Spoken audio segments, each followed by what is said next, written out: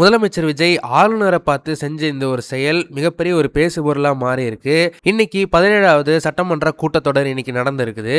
இன்னைக்கு ஆளுநர் அவர்கள் அவருடைய உரையை இன்னைக்கு சட்டமன்றத்துல ஆற்றினாரு. அந்த உரையில தாவேகாவுடைய ஆட்சி அமைச்ச முறையும் ஆட்சியில் இருக்கிற அவங்களுடைய நிலைப்பாடுகளை பற்றியும் விரிவாக அவர் பேசியிருந்தாரு. ஆனால் அந்த இடத்துல முதலமைச்சர் விஜய் அவர்கள் யாருமே எதிர்பாராத ஒரு செயலை ஒன்று செஞ்சிருக்கிறாரு.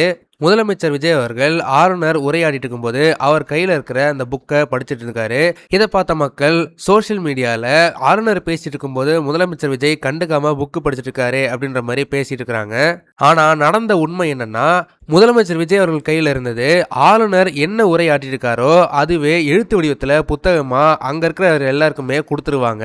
அதை தான் முதலமைச்சர் விஜய் அவர்கள் படிச்சுட்டு இருக்கிறாரு. அந்த உரையில் ஆளுநர் சொன்ன ஒரு முக்கியமான விஷயம்னா, 1967 பேரறிஞர் அண்ணா ஏற்படுத்திய புரட்சி, அதுக்கப்புறம் 1977 புரட்சி தலைவர் எம்ஜிஆர் அவர்கள் ஏற்படுத்தின புரட்சிக்கு அப்புறமா 2026 தான் ஒரு புது ஆட்சி மாற்றத்தை முதலமைச்சர் விஜய் கொண்டு வந்திருக்கிறாரு அப்படின்ற மாதிரி சொல்லியிருந்தாரு. அதே போல தாவேகாவோட அரசாங்கம் NEP பாலிசிக்கு அகென்ஸ்டாகவும் போதைப் பொருள் புழக்கத்துக்கு சட்ட ரீதியா இரும்பு கரம் கொண்டு அடக்கும் அப்படின்ற மாதிரி அவங்க சொல்லியிருந்திருக்கிறாங்க.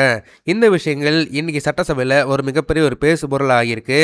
ஆனா இன்னைக்கு முதலமைச்சர் விஜய் அவர்கள் பேசுவார்னு எல்லாரும் எதிர்பார்த்தாங்க. கூடவே திமுக சைட்ல இருந்தும் எதிர்பதிலடிகள் வரும் அப்படின்ற மாதிரி எதிர்பார்த்தாங்க. ஆனா இன்னைக்கு வெறும் ஆளுநர் உரை மட்டும் தான் நடந்திருக்குது. Since India attained independence, Raghunagar Anna in 1967 and Purachi Talivar MGR in 1977 ushered in great revolutions in the politics of Tamil Nadu. On similar lines, in 2026, the Honorable Chief Minister of Tamil Nadu has single-handedly brought about a great historic revolution.